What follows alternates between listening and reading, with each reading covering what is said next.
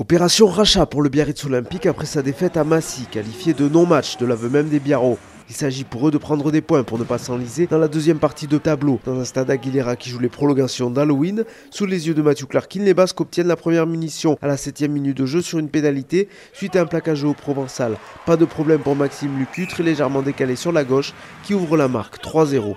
La réponse de Provence Rugby 11 minutes plus tard, elle est l'œuvre des avants qui se rassurent avec ce groupé pénétrant, rondement mené.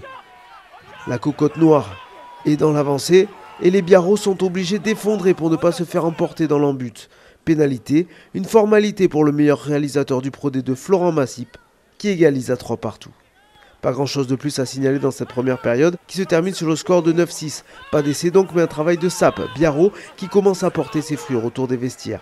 Le promu met nettement moins d'intensité dans les zones d'affrontement et laisse donc son adversaire gagner du terrain. Illustration, moins de 7 minutes après le retour des vestiaires, les Basques progressent jusque dans les 22 mètres provençaux. Maxime Lucu insiste dans le fermé, Bertrand Guiry réalise un numéro et l'action est conclue par l'arrière Shimoun Luku. Mais on va le revoir, c'est Bertrand Guiry qui fait vraiment la différence côté Biarros, avec un enchaînement, fin de 2 passes, offload à une main, à montrer dans les écoles de rugby.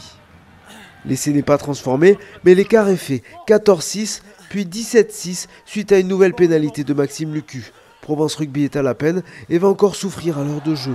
Benoît Lazzarotto est d'abord en réussite sous ce ballon haut de Romain Sola, et derrière, ça va vite. Johan Artru vise une porte entre 2 piliers et utilise sa vitesse pour franchir.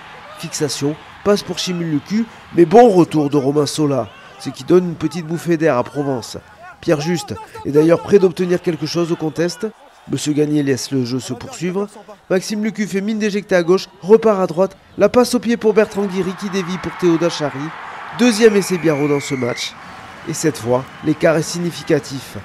Un essai qui, comme le premier, doit beaucoup à Bertrand Guiry. Double passeur décisif dans cette partie. Le succès acquis, Biarritz va se tourner vers l'obtention du bonus offensif. On arrive dans les 10 dernières minutes. Provence subit à l'image de ce ballon porté. Les Basques pilonnent avec leurs avants et font du pick and go de circonstance. La ligne d'en-but est en vue pour le BO qui grignote les centimètres. Mais pas encore assez sur cette charge de Guy Millard qui pivote et aplatit juste avant la ligne. Mais c'est reculé pour mieux sauter, car Néfilé Atigaga marque dans la foulée le 3e essai de son équipe. Celui du bonus, pense-t-on, mais les Biarros se crispent et s'arrêtent de jouer, si bien que Provence Rugby, qui ne s'était pas montré dangereux dans cette seconde période, refait surface. Et la punition arrive en toute fin de match pour Biarritz, à la sortie de cette mêlée, avec l'essai de Charles Brousse.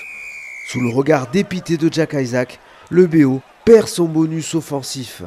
La sirène n'a pas encore retenti, mais Lucky Munro va utiliser tout le temps à sa disposition pour s'assurer que le jeu ne reprenne pas après la transformation. 29-13, score final, une victoire amère pour le club basque qui peut nourrir des regrets au vu de la physionomie du match.